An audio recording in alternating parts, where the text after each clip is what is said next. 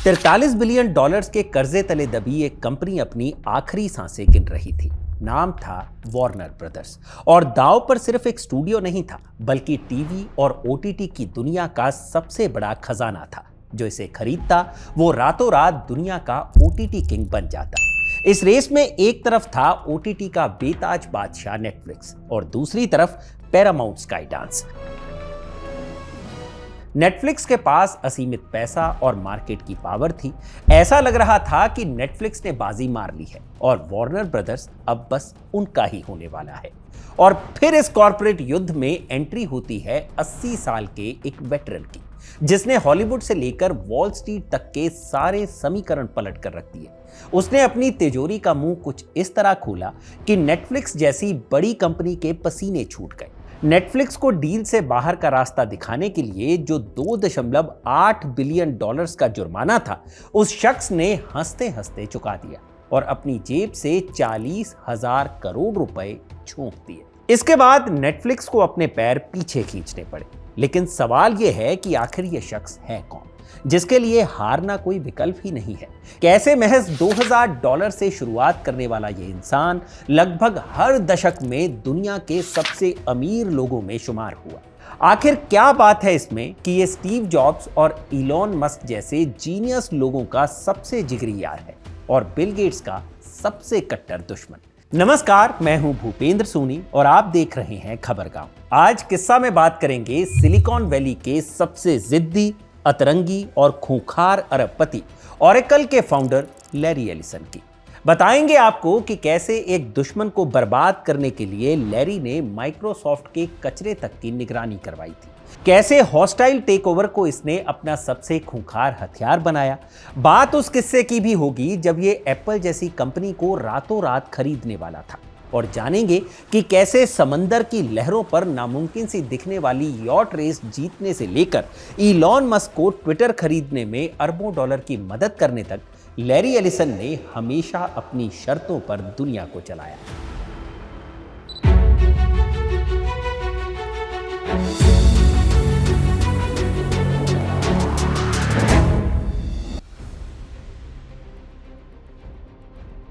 इस कहानी की शुरुआत 17 अगस्त 1944 को न्यूयॉर्क के ब्रॉन्क्स से होती है, जहां 19 साल की सिंगल लड़की फ्लोरेंस स्पेलमैन ने एक बच्चे को जन्म दिया। बच्चे के पिता एक पायलट थे जो जन्म से पहले ही ड्यूटी पर जा चुके थे। फ्लोरेंस पूरी तरह से अकेली थी। उनके पास ना पैसा था और ना ही बच्चे को पालने का साधन। जब यह बच्चा महज 9 महीने का हुआ तो उसे भयंकर निमोनिया ने जकड़ लिया। बच्चे की जान बचाने के लिए जद्दोजहद में लगी फ्लोरेंस ने एक कड़ा फैसला लिया। उसने बच्चे को शिकागो में अपनी चाची लिलियन और उनके पति लुइस एलिसन को गोद दे दिया। यहीं इस बच्चे को नाम मिला लैरी एलिसन।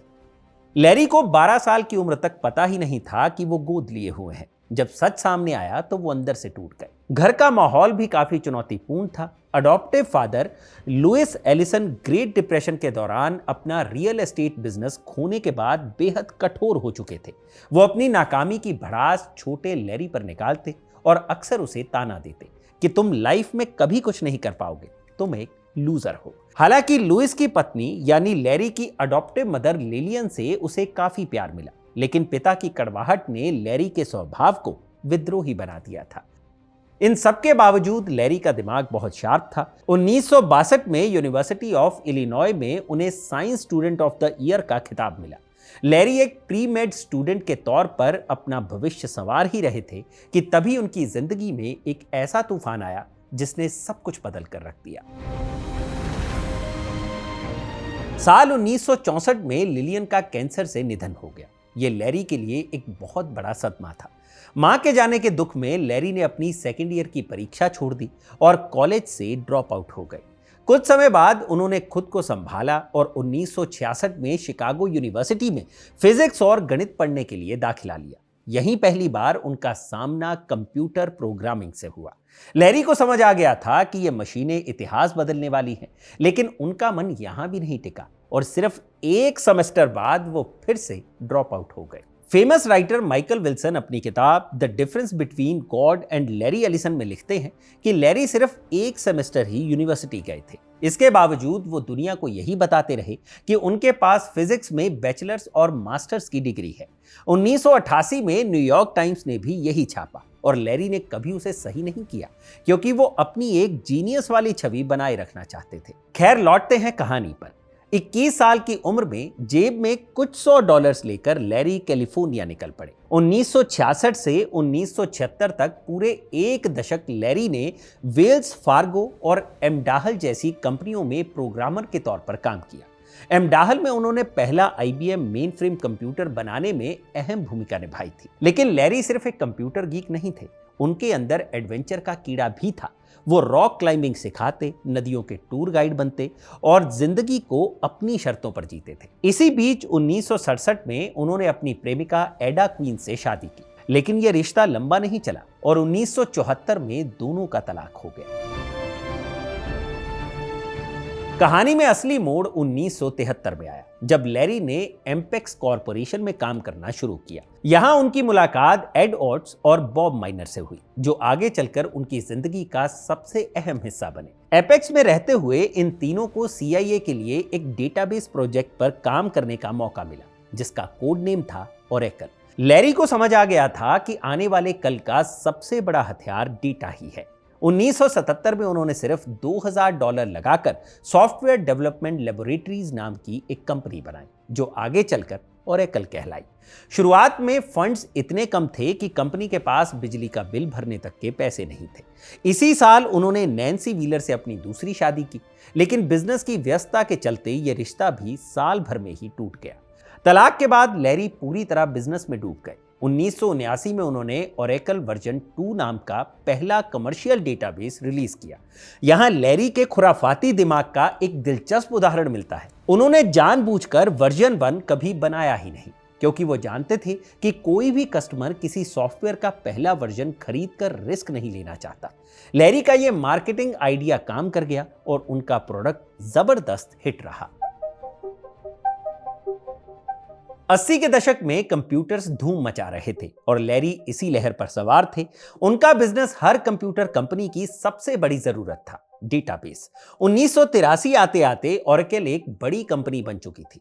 इसी साल लैरी ने अपनी ही कंपनी की पूर्व रिसेप्शनिस्ट बारबरा बूट से तीसरी शादी की। इस शादी से उनके 2 बच्चे हुए, डेविड और मेगन। लेकिन उस वक्त लैरी ओरेकल के IPO की तैयारियों में इतने व्यस्त थे कि घर के लिए उनके पास कोई वक्त नहीं था। माइकल विल्सन अपनी किताब में लिखते हैं कि रिश्ते को बचाने के लिए लैरी और बारबरा एक साइकोलॉजिस्ट के पास गए। क्लिनिक में तो लैरी बहुत समझदार इंसान की तरह साइकोलॉजिस्ट की हर बात से सहमत रहे, लेकिन घर पहुंचते ही उन्होंने बारबरा से साफ कह दिया कि वो इस रिश्ते को सुधारने के लिए कोई कोशिश नहीं करने वाले। आखिरकार ओरेकल के IPO के महज 1 महीने बाद ही दोनों का तलाक हो गया। लेकिन लैरी की जिंदगी में 80 का दशक सिर्फ शादियों और बिजनेस के लिए नहीं, बल्कि एक ऐसी दोस्ती के लिए भी जाना जाता है जिसने सिलिकॉन वैली का इतिहास बदल कर रख दिया। साल 1985 में लैरी और एप्पल के फाउंडर स्टीव जॉब कैलिफोर्निया के वुडसाइड इलाके में पड़ोसी थे। इन दोनों दिग्गजों की मुलाकात का किस्सा बेहद दिलचस्प है। एक दिन स्टीव जॉब्स की गर्लफ्रेंड का पालतू मोर उड़कर लैरी की प्रॉपर्टी में आ गया। मोर ने इतना शोर मचाया कि लैरी की नींद टूट गई। वो गुस्से में शिकायत करने सीधे स्टीव जॉब्स के घर पहुंचे। स्टीव ने बड़ी शांति से जवाब दिया, तुम्हें भी वो पक्षी पसंद नहीं है क्या? मुझे तो बिल्कुल पसंद नहीं, लेकिन मैं कुछ कर नहीं सकता। बस इसी अजीब सी शिकायत से शुरू हुई ये दोस्ती अगले 25 सालों तक अटूट रही। दोनों का स्वभाव अलग था, लेकिन बिजनेस में दोनों ही एक्सट्रीम परफेक्शन चाहते थे। ये अक्सर साथ में हाइकिंग पर जाते और घंटों टेक्नोलॉजी और भविष्य पर बात करते। 1985 में जब स्टीव जॉब्स को उनकी ही कंपनी एप्पल से बेइज्जत करके निकाला गया, तो लैरी उन गिने चुने लोगों में से थे जो चट्टान की तरह स्टीव जॉब्स के साथ खड़े रहे। इधर 1986 में ओरेकल ने अपना IPO निकाला और $31.5 मिलियन जुटाए। 1987 आते आते ओरेकल दुनिया की सबसे बड़ी डेटाबेस मैनेजमेंट कंपनी बन चुकी थी। लेकिन जहां एक्सट्रीम सक्सेस होती है वहां रिस्क भी उतना ही बड़ा होता है। 1990 का साल ओरेकल और लैरी के लिए एक बुरा सपना साबित हुआ। लैरी की सेल्स स्ट्रेटजी इतनी एग्रेसिव थी कि उनके सेल्समैन टारगेट पूरा करने के चक्कर में फ्यूचर सेल्स को भी मौजूदा बैलेंस शीट में दिखा रहे थे। जब इस झोल का खुलासा हुआ तो कंपनी का करोड़ों का घाटा सामने आ गया। देखते ही देखते ओरेकल के शेयर्स 80% तक गिर गए। कंपनी दिवालिया होने के कगार पर आ गई। दुनिया को लगा कि लैरी एलिसन का खेल अब खत्म हो चुका है, लेकिन लैरी हार मानने वालों में से नहीं थे। उन्होंने तुरंत कड़े फैसले लिए और एक झटके में करीब 400 लोगों यानी कंपनी के 10% कर्मचारियों को बाहर का रास्ता दिखा दिया। लैरी ने पूरा मैनेजमेंट बदला, अकाउंटिंग के नियम सख्त किए और कंपनी को नए सिरे से खड़ा किया। उनकी ये मेहनत रंग लाई। ओरेकल ना सिर्फ वापस ट्रैक पर आई बल्कि पहले से कई गुना ज्यादा ताकतवर बनकर उभरी। इसी का नतीजा था कि 1993 में फोर्ब्स मैगजीन ने पहली बार लैरी एलिसन को अपनी अरबपतियों की सूची में शामिल किया। ब्रोंक्स के अस्पताल में मौत के कगार पर पड़ा वो बच्चा अब दुनिया के सबसे अमीर लोगों की लिस्ट में शुमार हो चुका था।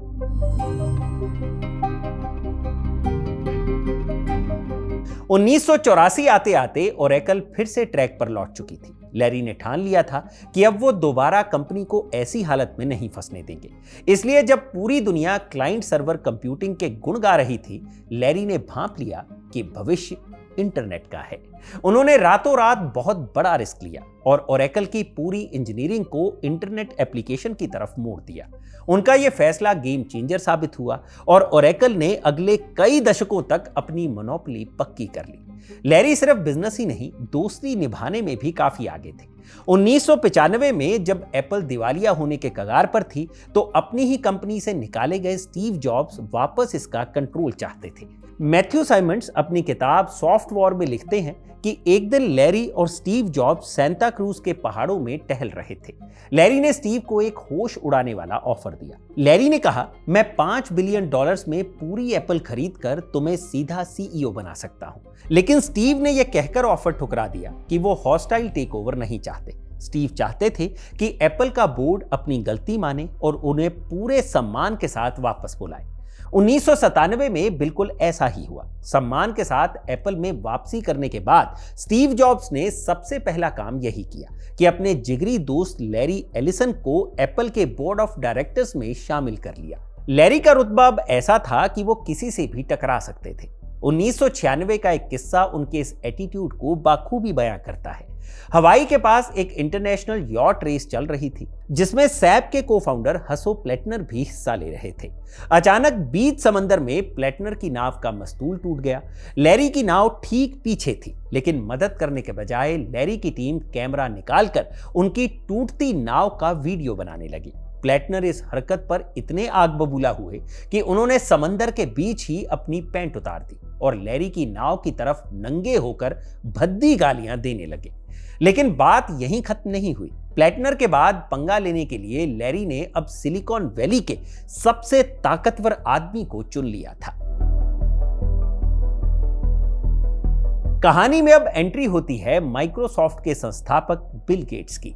ओरेकल और माइक्रोसॉफ्ट लगभग एक ही वक्त शुरू हुई थी, लेकिन शुरुआती 15-20 सालों तक दोनों के रास्ते बिल्कुल अलग थे।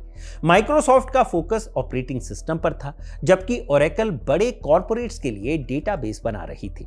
लेकिन 90 के दशक में जब माइक्रोसॉफ्ट ने डेटाबेस मार्केट में अपना एसक्यूएल सर्वर लॉन्च कर ओरेकल को सीधी चुनौती दी, तो दोनों दिग्गजों के बीच की दुश्मनी खुलकर सामने आ गई। लैरी का मानना था कि माइक्रोसॉफ्ट कुछ नया नहीं बनाता, बल्कि दूसरों की नकल करके उसे विंडोज के साथ मुफ्त में चिपका देता है। इसी दौरान लैरी ने एक मशहूर बयान दिया था, हमारा जीतना ही काफी नहीं है, बाकी सभी का हारना भी जरूरी है। साल 2000 में अमेरिकी सरकार माइक्रोसॉफ्ट के खिलाफ एंटी ट्रस्ट जांच कर रही थी। इस दौरान कुछ थिंक टैंक सरेआम बिल गेट्स का बचाव कर रहे थे। लैरी को शक हुआ कि उन्हें अंदर खाने माइक्रोसॉफ्ट से ही फंडिंग मिल रही है। सच का पता लगाने के लिए लैरी ने प्राइवेट जासूस लगाए। इन जासूसों ने माइक्रोसॉफ्ट और समर्थक कंपनियों के बाहर रखे कचरे के डिब्बों तक को छनवा मारा। उनकी मेहनत रंग लाई और कचरे से पुख्ता सबूत भी मिल गए। जब यह बात मीडिया में खुली तो लैरी ने बिना किसी पछतावे के सीना ठोक कर कहा कि माइक्रोसॉफ्ट के झूठ को बेनकाब करना उनकी एक जन सेवा थी। ये दुश्मनी सिर्फ बिजनेस तक सीमित नहीं थी, जंग इस बात की भी थी कि सिलिकॉन वैली का सबसे ताकतवर और अमीर इंसान कौन है। नवंबर 2000 में फॉर्च्यून मैगजीन ने लैरी एलिसन को दुनिया का सबसे अमीर इंसान घोषित कर दिया। लैरी अक्सर बिल गेट्स के सीधे साधे लुक का मजाक उड़ाते थे, जबकि वो खुद लग्जरी लाइफस्टाइल और फाइटर जेट्स उड़ाने के शौकीन थे। इस दुश्मनी का एक सिरा स्टीव जॉब्स से भी जुड़ता था। चूंकि जॉब्स और गेट्स के बीच कड़ा कंपटीशन था, इसलिए स्टीव के जिगरी दोस्त होने के नाते लैरी हमेशा जॉब्स के पाले में ही खड़े नजर आते थे। लैरी एलिसन को नियम तोड़ना पसंद था, चाहे वो कॉरपोरेट के हों या सरकार के। 2001 में एक विवाद ने उन्हें पूरे अमेरिका की सुर्खियों में ला दिया। कैलिफोर्निया के सेंट जोस एयरपोर्ट पर रात 11:30 बजे के बाद भारी विमानों की लैंडिंग पर सख्त रोक थी, ताकि आसपास रहने वालों को शोर से परेशानी ना हो। लेकिन लैरी के $38 मिलियन वाले गल्फ स्ट्रीम 5 जेट को किसी टाइम टेबल में बंधना मंजूर नहीं था। उनका जेट बार बार यह नियम तोड़ता। जब शहर के प्रशासन ने कार्रवाई करनी चाहिए तो माफी मांगने के बजाय लैरी ने एयरपोर्ट प्रशासन पर ही मुकदमा ठोक दिया। उनकी दलील थी कि उनका विमान आधुनिक है और कम शोर करता है। 2001 में जज ने उनके पक्ष में फैसला सुनाते हुए उन्हें इस नियम से विशेष छूट भी दे दी। साल 2003 में लैरी ने रोमांस उपन्यासकार मेलनी क्राफ्ट से चौथी शादी की। इस बेहद प्राइवेट शादी की सबसे दिलचस्प बात यह थी कि लैरी के बेस्ट फ्रेंड स्टीव जॉब्स इसमें वेडिंग फोटोग्राफर बने थे। सोचिए, दुनिया की सबसे बड़ी कंपनी का मालिक अपने दोस्त की शादी में कैमरे से तस्वीरें खींच रहा था। पर्सनल लाइफ के साथ लैरी का बिजनेस भी उनके ही आक्रामक नियमों पर चल रहा था। जून 2030 में कंपनी पीपलसॉफ्ट ने अपने एक प्रतिद्वंदी को खरीदने की घोषणा की। कुछ ही घंटों बाद लैरी ने सबको चौंकाते हुए खुद पीपलसॉफ्ट को ही खरीदने के लिए $5.1 बिलियन की पेशकश कर दी। पीपलसॉफ्ट के सीईओ क्रेग कॉनवे, जो पहले ओरेकल में लैरी के लिए ही काम कर चुके थे, उन्होंने इसे तुरंत ठुकरा दिया। यह लड़ाई 18 महीने तक चली। अदालतों में मुकदमों की झड़ी लग गई, लेकिन लैरी पीछे नहीं हटे। उन्होंने शेयर होल्डर्स को इतना पैसा ऑफर किया कि वो मना नहीं कर पाए। आखिरकार 2004 में $10.3 बिलियन की भारी भरकम रकम चुकाकर लैरी ने पीपलसॉफ्ट को खरीद ही लिया। इसके तुरंत बाद उन्होंने 11,000 में से 5,000 से ज्यादा कर्मचारियों को नौकरी से निकाल दिया। यह कॉरपोरेट इतिहास के सबसे क्रूर टेकओवर्स में से एक माना जाता है। सिर्फ तरीके ही नहीं, लैरी की जुबान भी उनके फैसलों की तरह खूब तीखी थी। ऐसा ही उनका लव हेट रिलेशनशिप सेल्सफोर्स के साथ था। सेल्सफोर्स के मालिक मार्क बेनियोफ ने अपने करियर के 13 साल ओरेकल में बिताए थे। 1999 में जब बेनियोफ ने ओरेकल छोड़ा तो लैरी ने उनकी नई कंपनी सेल्सफोर्स में $2 मिलियन का निवेश किया और बोर्ड मेंबर भी बने। लेकिन लैरी के खुराफाती दिमाग के चलते ये शांति ज्यादा दिन नहीं टिकी। बेनियोफ को पता चला कि लैरी गुपचुप तरीके से ओरेकल में एक ऐसा सीआरएम बना रहे हैं जो सीधे सेल्सफोर्स को टक्कर देगा। साथ ही लैरी प्रतिद्वंदी कंपनी नेटसूट की भी मदद कर रहे थे। नाराज बेनियोफ ने लैरी को बोर्ड से बाहर का रास्ता दिखा दिया और दुनिया के इकलौते शख्स बन गए जिसने लैरी एलिसन को नौकरी से निकाला था। हालांकि दोनों को एक दूसरे की जरूरत थी। सालों की तीखी बयानबाजी के बाद जून 2013 में दोनों दिग्गजों ने एक प्रेस कॉन्फ्रेंस कर दुनिया को चौंका दिया। दोनों ने बिजनेस और मुनाफे के लिए अपनी दुश्मनी भुलाकर 3 साल तक साथ काम करने का ऐलान कर दिया। मई 2010 में मार्वल की blockbuster film iron man 2 release हुई। फिल्म की शुरुआत में जब टोनी स्टार्क एक्सपो से नीचे उतरता है तो वो भीड़ में एक रसूखदार इंसान से हाथ मिलाता है और कहता है, Larry the Oracle of Oracle. जवाब में लैरी मुस्कुराते हुए कहते हैं, हाउडी। यह लैरी एलिसन का फिल्म में कैमियो था। इसी साल लैरी की चौथी शादी भी टूट गई और मेलनी क्राफ्ट से उनका तलाक हो गया। लेकिन 2011 लैरी के लिए एक ऐसा दर्द लेकर आया जिसने उन्हें अंदर तक तोड़ दिया। उनके सबसे करीबी दोस्त और राजदार स्टीव जॉब्स का कैंसर से निधन हो गया। दोनों के बीच का बॉन्ड शब्दों में बयां नहीं किया जा सकता। स्टीव की मौत के बाद एक इंटरव्यू में लैरी ने बेहद भावुक होकर कहा था, स्टीव हमारी पीढ़ी के एडिसन और पिकासो थे। उनके जैसा दूसरा कोई कभी नहीं होगा। 2012 में लैरी ने अपनी बेहिसाब दौलत का एक और नजारा पेश किया। उन्होंने हवाई के छठे सबसे बड़े द्वीप लानेई को लगभग $300 बिलियन में खरीद लिया। अरबपति डेविड मर्डोक से खरीदे गए इस 90,000 एकड़ के द्वीप को लैरी ने लग्जरी टूरिज्म और सस्टेनेबल लिविंग की अपनी प्रयोगशाला बना दिया। यह द्वीप आगे चलकर किस मशहूर हस्ती का पसंदीदा अड्डा बनने वाला था, इसका किस्सा भी आगे बताएंगे। लैरी एलिसन का जुनून सिर्फ टेक या पैसों तक सीमित नहीं है। उन्हें समंदर की लहरों से खेलने का भी गहरा शौक है, जिसने उन्हें अमेरिकाज कप तक पहुंचाया। अमेरिकाज कप खेल की दुनिया का सबसे पुराना और सबसे मुश्किल टूर्नामेंट माना जाता है। यह 1851 से चला आ रहा है और इसे जीतना किसी भी इंसान के लिए अथाह पैसे, ताकत, बेहतरीन टीम वर्क और शानदार इंजीनियरिंग का सबसे बड़ा इम्तिहान होता है। 2010 में लैरी की टीम ने इस कप पर कब्जा जमाया था, लेकिन असली रोमांच 2013 में कैलिफोर्निया के सैन फ्रांसिस्को बे में दिखा, जब लैरी की ओरेकल टीम यूएसए का मुकाबला एमिरेट्स टीम न्यूजीलैंड से हुआ। शुरुआत लैरी की टीम के लिए किसी भयानक सपने जैसी थी। न्यूजीलैंड की टीम समंदर में कहर ढा रही थी और देखते ही देखते स्कोर 8-1 हो गया। उन्हें चमचमाती ट्रॉफी जीतने के लिए सिर्फ एक जीत चाहिए थी। पूरी दुनिया मान चुकी थी कि लैरी का खेल अब खत्म हो चुका है, लेकिन लैरी इतनी आसानी से हार मानने वालों में से नहीं थे। राइटर जूलियन गुथरी अपनी किताब में बताती हैं कि कैसे लैरी और उनकी टीम ने रातों रात अपनी नाव में बड़े तकनीकी बदलाव किए और फिर लहरों पर वो चमत्कार हुआ जिसे आज भी स्पोर्ट्स इतिहास का ग्रेटेस्ट कमबैक कहा जाता है। ओरेकल टीम ने हार के जबड़े से जीत छीनते हुए लगातार 8 रेस जीती और 9-8 के स्कोर से इस नामुमकिन से दिखने वाले टूर्नामेंट को अपने नाम कर लिया। हालांकि इस ऐतिहासिक जीत पर एक छोटा सा दाग भी लगा। रेस से पहले लैरी की टीम पर चीटिंग और नाव में अवैध रूप से वजन बढ़ाने के आरोप लगे थे, जिसके लिए उन्हें भारी जुर्माना भी चुकाना पड़ा। 37 साल तक अपनी बनाई कंपनी ओरेकल का सीईओ रहने के बाद 2014 में लैरी ने इस पद से इस्तीफा दिया। पर्सनल लाइफ में उनकी 4 शादियां टूट चुकी थी। फिर 2015 में वो यूक्रेनी मॉडल निकिता कान के साथ रिश्ते में आए, लेकिन लैरी का असली फोकस हमेशा की तरह सिलिकॉन वैली के कामों में ही था। सिलिकॉन वैली की इस कॉम्पिटिटिव दुनिया में लैरी और इलॉन मस्क के बीच एक ऐसी गहरी दोस्ती पनपी जो टेक की दुनिया में काफी मशहूर है। दोनों के बीच बॉन्डिंग की वजह साफ थी। दोनों ही नियम तोड़ने वाले, जिद्दी और दुनिया को अपने हिसाब से चलाने वाले इंसान हैं। 2018 में जब इलॉन मस्क और टेस्ला भारी चुनौतियों और आलोचनाओं का सामना कर रहे थे, तब लैरी ढाल बनकर अपने दोस्त के सामने खड़े हो गए। उन्होंने खुलकर मस्क का बचाव करते हुए कहा था, यह बंदा समंदर में रोबोट ड्रोन पर रॉकेट लैंड करवा रहा है और तुम लोग कहते हो उसे पता नहीं वो क्या कर रहा है। भाई, क्या तुम लोगों ने कभी रोबोट ड्रोन पर रॉकेट लैंड करवाया है? तुम लोग हो कौन? इसी साल लैरी ने टेस्ला में $1 बिलियन का निजी निवेश किया और बोर्ड मेंबर भी बन गए। लेकिन इनकी दोस्ती का सबसे मजेदार नजारा 2022 में दिखा, जब मस्क ट्विटर खरीदने जा रहे थे।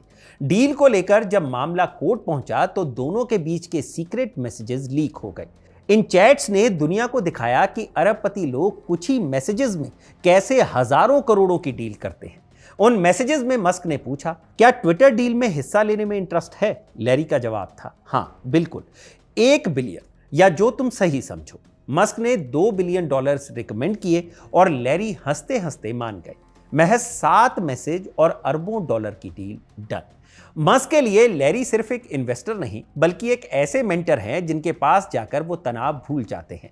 जब मस्क को काम से ब्रेक लेना होता है तो लैरी का खरीदा हुआ वही लानेई द्वीप इन दोनों की मुलाकातों का पसंदीदा अड्डा बन जाता है। लैरी एलिसन पर्सनल लाइफ में भी हमेशा रिस्क टेकर रहे हैं। 4 शादियां टूटने के बाद 78 साल की उम्र में 33 साल की जूलियन झू के साथ उनका रिश्ता काफी सुर्खियों में रहा। हैरानी की बात यह है कि उम्र के इस पड़ाव पर आकर लैरी अब फाइनली थोड़े सेटल नजर आ रहे हैं। उनके बच्चे डेविड एलिसन की स्काई डांस मीडिया और मेगन एलिसन की अन्नपूर्णा पिक्चर्स आज हॉलीवुड की जानी मानी प्रोडक्शन कंपनियां हैं और यहीं से वो धागा जुड़ता है जिसका जिक्र हमने कहानी की शुरुआत में किया था। जब CNN, HBO और हैरी पॉटर जैसे शोज का मालिक वार्नर ब्रदर्स डिस्कवरी भारी कर्ज में डूबकर बिकने की कगार पर आया तो नेटफ्लिक्स इसे खरीदने के बेहद करीब था। लेकिन इस बाप बेटे की जिद और लैरी एलिसन के अथाह पैसे के आगे नेटफ्लिक्स को अपने पैर पीछे खींचने पड़े। पैरामाउंट स्काई डांस के जरिए लैरी ने रातों रात दुनिया का सबसे बड़ा एंटरटेनमेंट एम्पायर अपने नाम कर लिया। लेकिन लैरी का खेल सिर्फ हॉलीवुड तक नहीं रहा। 10 सितंबर 2025 का दिन टेक इतिहास में हमेशा याद रखा जाएगा। एआई के जबरदस्त बूम के चलते ओरेकल के शेयर्स आसमान फाड़कर ऊपर गए। महज एक दिन में लैरी की संपत्ति में ऐसा भयानक उछाल आया कि उन्होंने अपने जिगरी दोस्त इलॉन मस्क को पछाड़कर दुनिया के सबसे अमीर इंसान का ताज पहन लिया। भले ही यह ताज कुछ वक्त के लिए था, लेकिन वो आज भी दुनिया के टॉप 5 अमीरों में अपनी जगह मजबूती से बनाए हुए है। टेक्नोलॉजी और पैसे की दुनिया में उनके इसी रुतबे को देखते हुए अमेरिकी राष्ट्रपति डोनाल्ड ट्रंप ने भी लैरी को अपने साइंस और टेक्नोलॉजी पैनल में खास सलाहकार नियुक्त किया है। ब्रोंक्स के अस्पताल में मौत से जूझते एक बच्चे से लेकर अपनी शर्तों पर जीने वाले ड्रॉप आउट, समंदर की लहरों के चैंपियन और सिलिकॉन वैली के सबसे खूंखार अरबपति बनने तक का यह सफर हैरान करने वाला है। 80 की उम्र पार कर चुका यह इंसान आज भी उसी जिद और जुनून के साथ मैदान में डटा है। दुनिया की बड़ी टेक कंपनियों, समंदर की लहरों और अब हॉलीवुड को अपनी मुट्ठी में करने के बाद सवाल बस एक ही बचता है, लैरी एलिसन का अगला शिकार कौन होगा। तो ये थी लैरी एलिसन की पूरी कहानी, जिसे किस्सा के इस एपिसोड में लिखा था मेरे साथी रोहित घोरपड़े ने, और इसे कैमरा के पीछे रिकॉर्ड किया है मेरे साथी सर्वेश ने। आपको लैरी एलिसन की यह कहानी कैसी लगी हमें कमेंट सेक्शन में जरूर बताइएगा। किस्सा बढ़िया लगा हो तो लाइक और शेयर भी करिएगा, और इस किस्सा को बनाने में मेरे और कई साथियों का योगदान रहता है, तो उनके नाम भी आप स्क्रीन पर देख सकते हैं। मैं हूं भूपेंद्र सोनी, इजाजत दीजिए और देखते रहिए खबरगांव। शुक्रिया।